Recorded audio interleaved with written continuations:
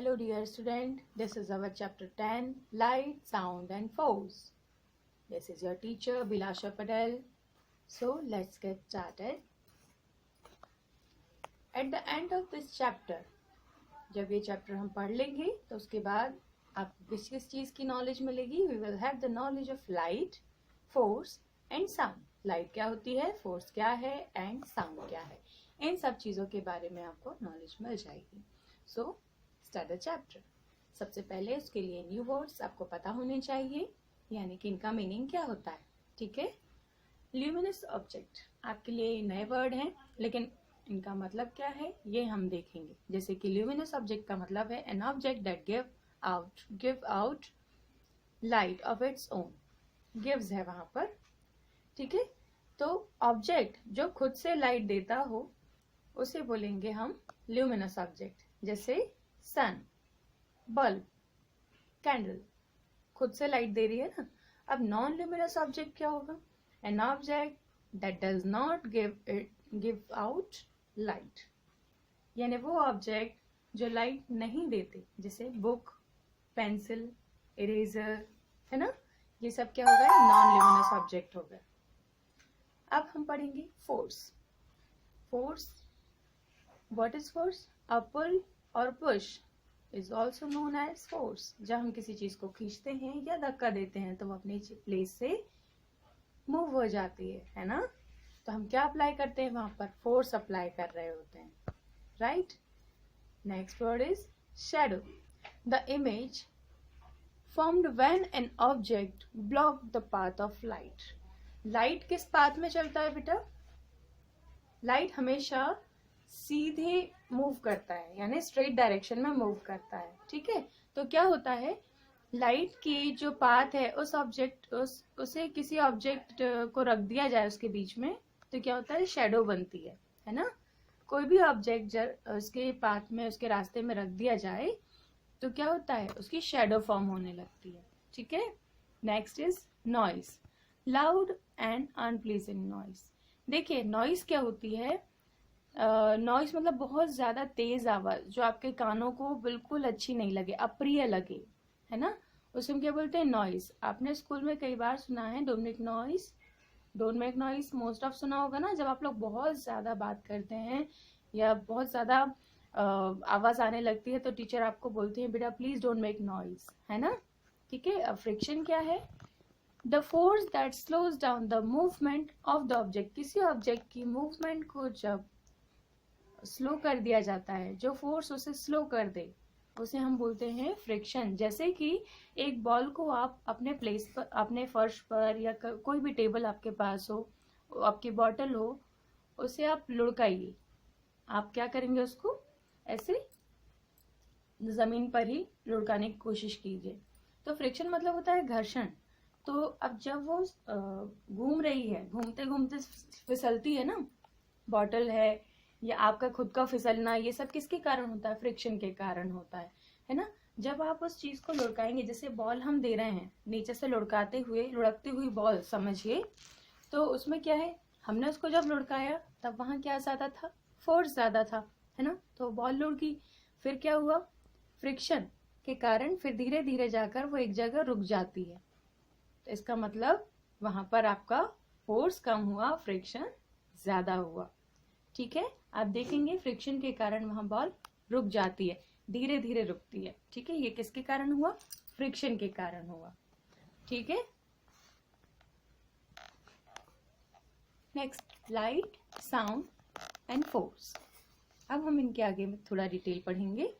Means first we will cover the light, then sound, then force, है ना. सबसे पहले हम क्या कवर करने वाले हैं? Light, then sound and force. ठीक है. And then our chapter will complete. फिर हमारा चैप्टर कंप्लीट हो जाएगा. So now light. This is the flow chart of light बेटा.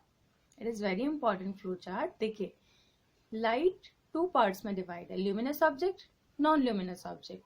ल्यूमिनस ऑब्जेक्ट कौन कौन से हो जाएंगे? Sun, candle, lamp. Non luminous object कौन कौन से हो जाएंगे? Table, cloth, book. First of all आप समझिए कि व्हाट इज लाइट, है ना. The sun is the main source of light on the earth. सन क्या है? अर्थ पर एक मेन सोर्स है लाइट का. We also use bulb, tubelight, lamp, candle, torch and fire as source of light. हम इन सब चीजों को सोर्स ऑफ लाइट के रूप में यूज करते हैं. Object that give us light are called luminous object, जैसा कि हमने फ्लो चार्ट में दिखाया हुआ है, देखिए.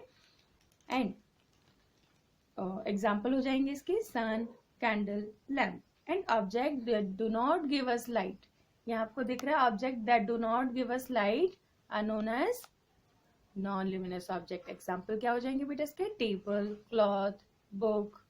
राइट, समझ में आया? ल्यूमिनस ऑब्जेक्ट यहाँ आप देखिए बेटा, दिख रहा है bulb. And what is this? Here it is sun. Sun is the main source of light, है ना? ठीक है. अब नॉन ल्यूमिनस ऑब्जेक्ट क्या हुआ? बुक्स, ब्रिक्स, है ना? दिख रही है कितने सारे बुक्स हैं, ठीक है, और ब्रिक. ये क्या है? नॉन ल्यूमिनस ऑब्जेक्ट है, इनसे हमें लाइट नहीं मिलती. अब नॉन ल्यूमिनस ऑब्जेक्ट जो होते हैं वो 2 टाइप्स के होते हैं, ठीक है. There are 2 kinds of non luminous object. First is transparent, second one is opaque. First is transparent, second one is opaque, ठीक है. First one, objects that allow light to pass through them are called transparent object. वो object जो light को pass through यानी अपने are पार जाने आने देते हैं लाइट को, है ना, उन्हें हम क्या बोलेंगे? Transparent object. जैसे आपने देखा होगा, पॉलीथीन देखी होंगी आपने, ट्रांसपेरेंट कवर देखे होंगे, ग्लास देखा होगा, कांच तो देखा ही होगा, ट्रांसपेरेंट होता है, राइट? ठीक है. तो हम क्या होता है, वो लाइट को अपने आर पार जाने आने देता है, पास थ्रू होने देता है. तो इन्हें हम, इन ऑब्जेक्ट को क्या बोलेंगे? ट्रांसपेरेंट. इनके एग्जांपल्स तो आप बहुत सारे दे सकते हैं, है ना. And second one is the object that not allow the light to pass through them are called opaque object. Opaque object क्या होंगे बेटा? जिनके आर पार लाइट नहीं जा सकती, है ना.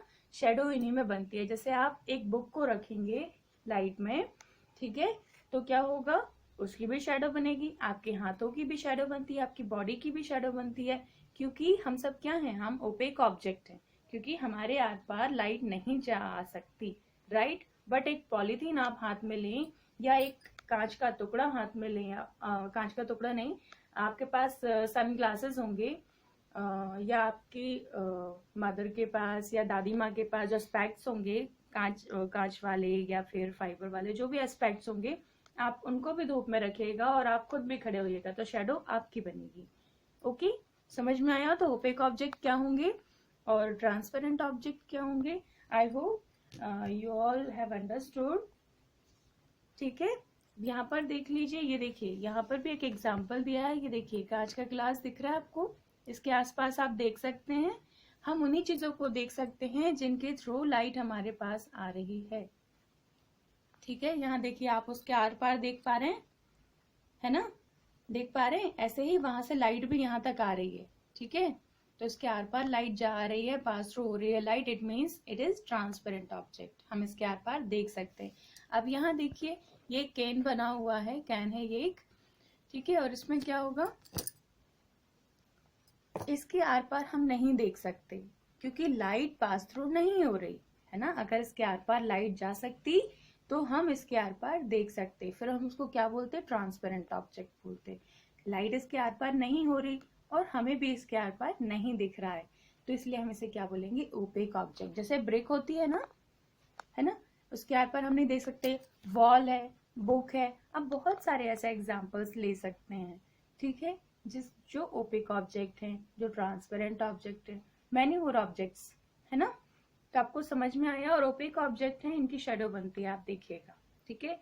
ट्रांसपेरेंट ऑब्जेक्ट में शेडो बनती है लेकिन बहुत ही ज्यादा लाइट होती है, बट ओपेक ऑब्जेक्ट की शेडो जो होती है वो बहुत ही क्लियर और डार्क होती है.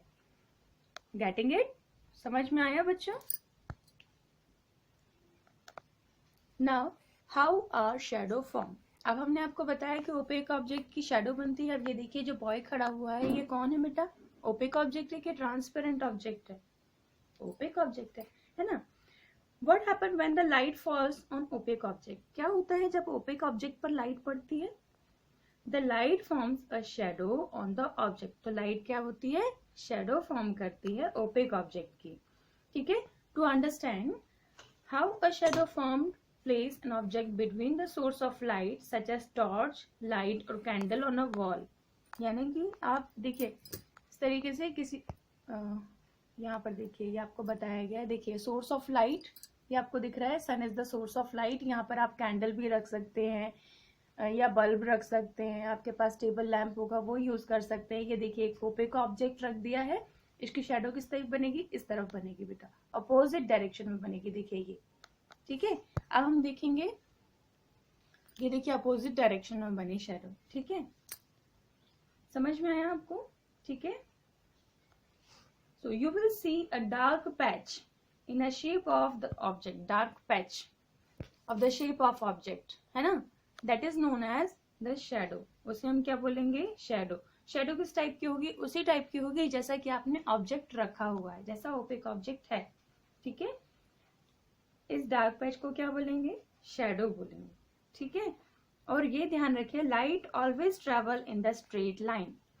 हमेशा कहाँ पर बनती है शेडो, हमेशा अपोजिट डायरेक्शन में बनती है, ठीक है। अब सन और शेडो के बारे में कुछ इमेजेस दी हैं, आप देखिए इनको।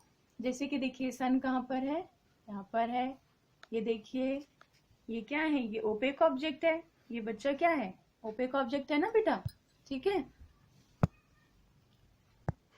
ओके। तो हम देखेंगे आगे, what happen when you stand out in the sunlight. का क्या होगा जब आप धूप में खड़े होते हैं, आप खुद भी जाकर देख सकते हैं, ठीक है। Stand in the sun once in the morning, सबसे पहले आप मॉर्निंग टाइम में जाकर खड़े हो जाइए, ठीक है। वंस इन द आफ्टरनून, ये बीच में देखिए, आफ्टरनून में भी जाकर खड़े होकर देखिए, और इवनिंग टाइम में भी ग्राउंड में जाइए, उसी जगह जाइए और जाकर देखिए क्या डिफरेंस होता है, आप देखेंगे। Now look at the pictures given along side, ये आपको दी हुई है ना, आपको पता चलेगा, ठीक है। Depending on the where the sun is, sun जहां है उसके अकॉर्डिंग शेडो फॉर्म होती है, सन जहां है और आपका डायरेक्शन जहां है, ठीक है। Shadow are of different shape and size, shadow different shape की, डिफरेंट साइज की हो सकती है, sometimes they are bigger, sometimes they are smaller also, है ना। A shadow always form on the opposite side of the source of light। source of light जहां भी होगा उसके opposite direction में ही shadow form होती है। Is it clear बच्चों? यहाँ देखिए sun कहाँ पर है, इस बच्चे के बैक साइड में है ना। shadow कहाँ बनी, ये देखिए ये shadow बन रही है, ठीक है। अब यहाँ पर देखिए sun धीरे धीरे ऊपर आया इन आफ्टरनून, तो इसकी shadow कितनी बनी है, छोटी सी बनी है ना। अब यहाँ पर देखिए सन कहाँ है, इसके सामने आ गया, इस बच्चे के सामने आ गया होगा, आपको दिख नहीं रहा, तो शेडो कहाँ फॉर्म हो रही है, पीछे। अगर शेडो पीछे है तो आप बता सकते हो कि सन कहाँ होगा या सोर्स ऑफ लाइट कहाँ रखा होगा, है ना। हम शेडो देखकर बता सकते हैं ना कि सोर्स ऑफ लाइट कहाँ है, ठीक है, या सोर्स ऑफ लाइट को देखकर हम बता सकते हैं कि शेडो कहाँ फॉर्म होगी, राइट। तो I hope you enjoyed this light, आपको समझ में आया होगा। और अगर आपको कोई भी प्रॉब्लम है तो आप प्लीज़ मुझे कमेंट करके बता सकते हैं या फिर आप मुझे मैसेज कर सकते हैं। आई होप ये आपको अच्छा लगा होगा चैप्टर। Thank you.